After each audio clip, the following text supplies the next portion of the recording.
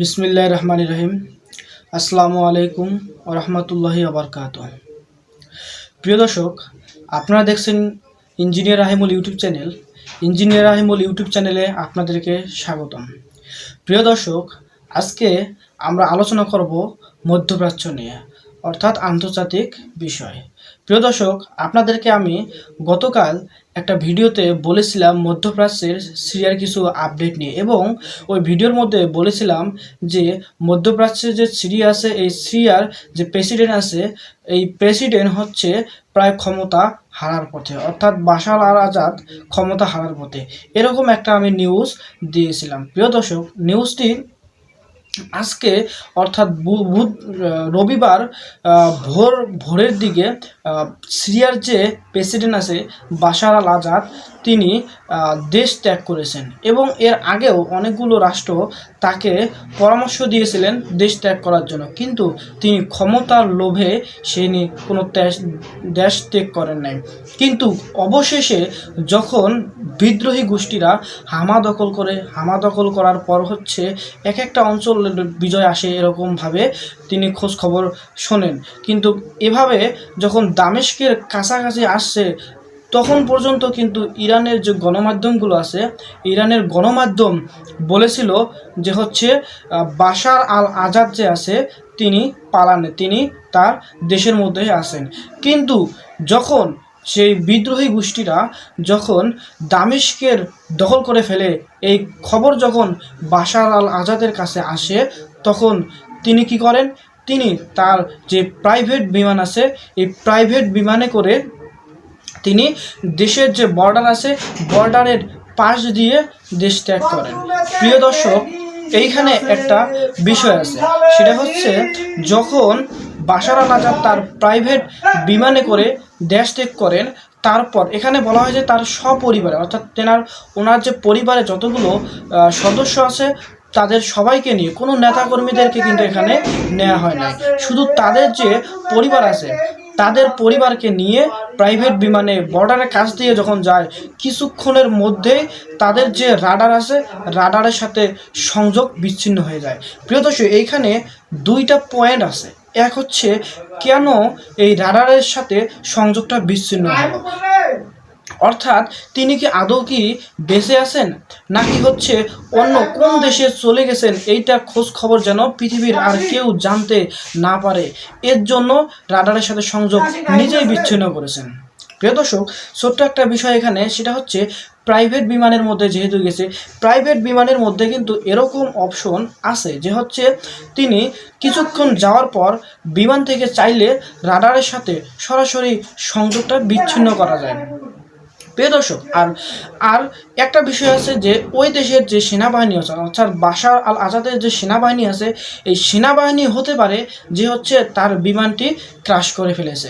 অর্থাৎ এখানে দুইটি ঘটনা হতে পারে, একটিও এখন পর্যন্ত কনফার্ম হওয়া যায়নি, তবে বেশি সম্ভাবনা আছে যেহেতু প্রাইভেট বিমান দিয়ে তিনি দেশ ত্যাগ করেছেন, হয়তো এমন কোনো দেশে গেছেন যেন সেখানকার খোঁজখবর তার কোনো দেশ নিতে না পারে। এই জন্য হতে পারে যে তিনি নিজেই সেই বিমানটি রাডারের সাথে সংযোগ বন্ধ করে দিয়েছেন।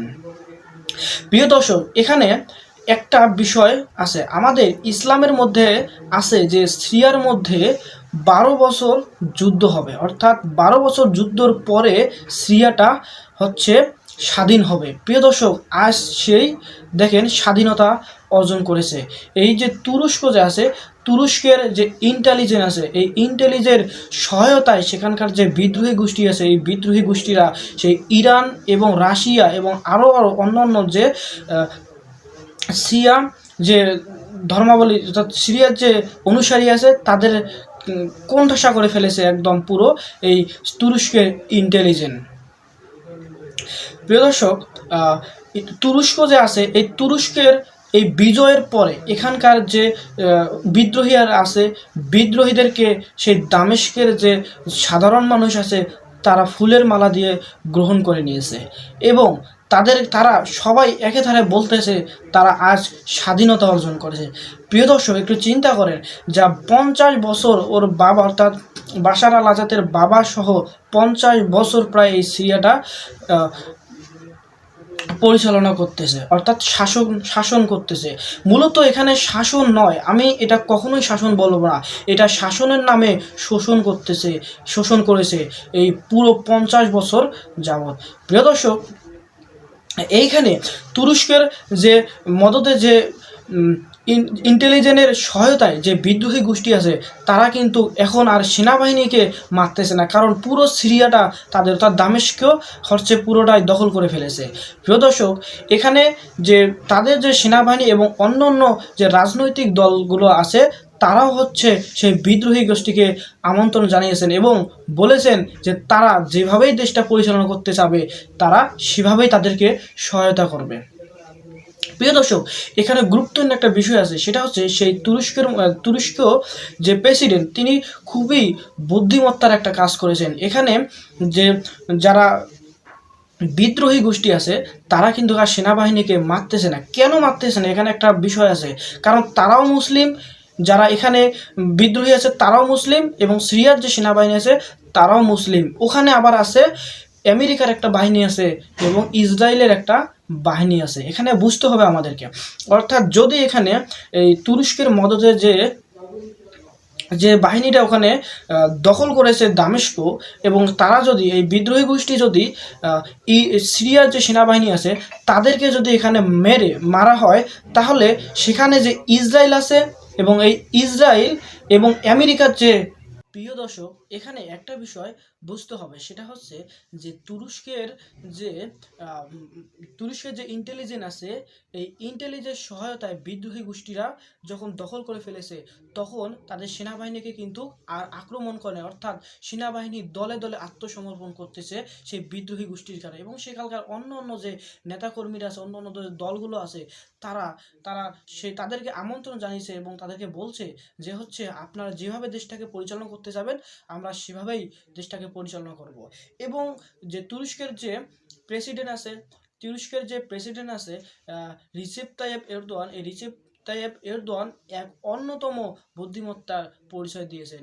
প্রিয় দর্শক, এরদোয়ানের মতামতটা বা বিশ্লেষণটা একটু আমরা করব, সেটা হচ্ছে যে এরদোগান যেটা চেয়েছে সেটা হলো যে ইসরায়েল এবং আমেরিকার যে সেখানে দুইটা ঘাঁটি আছে, অর্থাৎ দুইটা অঞ্চল দখল করে ফেলেছে, এখন যদি বিদ্রোহী গোষ্ঠী সিরিয়ার যদি সেনাবাহিনীকে আক্রমণ করে, অর্থাৎ মেরে ফেলে, তাহলে হচ্ছে তাদের উপর কিন্তু আবার সেই আমেরিকার যে বাহিনী আছে এবং ইসরায়েলের যে বাহিনী আছে, তারা কিন্তু আক্রমণ করবে এবং তারা শক্তিশালী কম, যেহেতু এটা একটা বিদ্রোহী গোষ্ঠী, অর্থাৎ কোনো নির্দিষ্ট অঞ্চলের একটা গোষ্ঠী, তাদেরকে কিন্তু কোণঠাসা করে ফেলবে। সেখানে রিসেপ তাইয়েপ এরদোয়ান কখনোই এটা চান না। অর্থাৎ একটা যুদ্ধ এখানে শেষ হলো, অর্থাৎ দামেস্ক ঠিকই বিজয় করছে, কিন্তু খুব শীঘ্রই আবারও একটা যুদ্ধ লাগার সম্ভাবনা খুবই বেশি। সেটা হচ্ছে ইসরায়েলের যে বাহিনী আছে এবং ইসরায়েল এবং আমেরিকার যে বাহিনী আছে, সেখানে এই দুইটার সাথে যুদ্ধের পরিস্থিতি তৈরি হবে খুব শীঘ্রই। প্রিয় দর্শক, এখানে একটা বিষয় বুঝতে হবে আমাদেরকে, সেটা হচ্ছে দামেস্ক যখন স্বাধীন করেছে, অর্থাৎ দামেস্কের যে বিজয়, এই বিজয় পুরো সিরিয়ার মধ্যে প্রভাব পড়বে। অর্থাৎ দামেস্কে যেভাবে বিজয় হয়েছে, ঠিক একইভাবে এইখানে যে ইসরায়েলের যে বাহিনী আছে এবং ইরা এবং ইসরায়েল এবং আমেরিকার যে বাহিনী আছে, দুই বাহিনীকে হটিয়ে পুরো সিরিয়া দখল করবে এই মুসলমানরা। প্রিয় দর্শক, এটি নিয়ে কিন্তু হাদিসের মধ্যেও আছে যে সিরিয়ার মধ্যে 12 বছর যুদ্ধ হওয়ার পরে সেই সিরিয়া বিজয় হবে এবং সেটি তুরস্কের হাতে হবে। এবং আজকে দেখো সেটা সেই হাদিস বাস্তবে প্রমাণিত হয়েছে। অর্থাৎ তুরস্কের মদতে, তুরস্কের যে ইন্টেলিজেন্স আছে, তুরস্কের ইন্টেলিজেন্সের বুদ্ধিমত্তায় সেই ইরান এবং যে রাশিয়া আছে, তারা হেরে গেছে।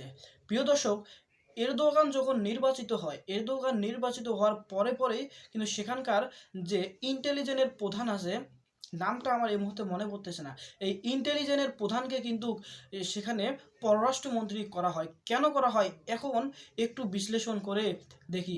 এই প্রধান কারণই হচ্ছে এই সিরিয়াটাকে দখল করা। অর্থাৎ তিনি ইন্টেলিজেন্সের প্রধান থেকে যখন পররাষ্ট্র মন্ত্রণালয়ে আসেন এবং পুরো পররাষ্ট্র নীতি তিনি পরিবর্তন করে দেন, এমনভাবে পরিবর্তন করছে সেখানে ইরান বলি, রাশিয়া বলি, কোনো সেই পররাষ্ট্র নীতির কাছে একদম লজ্জাজনকভাবে মাথা নিচু করে ফেলেছে। পুরো সিরিয়া কতদিনের ব্যবধানে, সর্বোচ্চ 15 দিন, অর্থাৎ যে যে ইসরায়েলের সাথে যে যুদ্ধটা বিরতি হলো, যুদ্ধ বিরতি হওয়ার দিন থেকে শুরু করে এই কয়দিনের মধ্যে পুরো সিরিয়া দখল করে ফেলেছে। মনে আছে আমাদের বাংলাদেশের মধ্যেও কিন্তু একই রকম পরিস্থিতির সৃষ্টি হয়েছে, অর্থাৎ বাংলাদেশের যে ছাত্র আন্দোলন 15 থেকে 16 দিনের মাথায় তীব্র হয়ে এত বড় একটা শক্তিকে দেয়ালে, যেমন দেয়াল যখন ঝুরঝুরে পড়ে যায় ঠিক সেভাবে মুহূর্তের মধ্যে পুরো দেশের যে অপশক্তি সেটি ভেঙে গেছে। প্রিয় দর্শক, সেই 50 বছরের অপশক্তি সিরিয়ার মধ্যে আজ পালাতে বাধ্য হয়েছে। এই প্রিয় দর্শক, এই 50 বছরে শাসনের নামে তারা শুধু শোষণ করে গেছে, কিন্তু আর সেখানকার যে নাগরিক আছে তাদেরকে কিন্তু কোনো পাত্তাই দেয় নাই। তারা কি চায়, কিভাবে চায়, কোনো কিচ্ছু দেখে নাই এই সরকার। প্রিয় দর্শক, আজ ঠিকই সেই 50 বছরের অপশক্তি ছোট্ট একটা বিদ্রোহী গোষ্ঠীর কাছে মাত্র 7 থেকে 10 দিনের মাথায় পুরো 50 বছরের অপশক্তি একদম ধূলিসাৎ হয়ে গেছে সেখানে। প্রিয় দর্শক, দেখেন, সে গতকাল আমরা যে নিউজটা দিয়েছিলাম, তিনি পালাতে চেয়েছিল, কি তাকে অনেক রাষ্ট্র থেকে একটা সেফ এক্সিট দেওয়ার কথা বলেছিল, কিন্তু তিনি বলছিল আমি ক্ষমতা ছাড়ব না। ক্ষমতার লোভে, অর্থাৎ ক্ষমতার মোহে তিনি অন্ধ হয়ে গিয়েছে, কিন্তু আজ ঠিকই দামেস্ক তারা বিজয় করে ফেলেছে। প্রিয় দর্শক, বক্তব্য আর লম্বা করব না। আশা করি আপনারা সকলেই আমার এই চ্যানেলটি সাবস্ক্রাইব করে আমাদের পাশে থাকবেন এবং আমাদেরকে সাপোর্ট দেবেন। সকলের সুস্বাস্থ্য কামনা করে আমি আজকে শেষ করছি। আসসালামু আলাইকুম।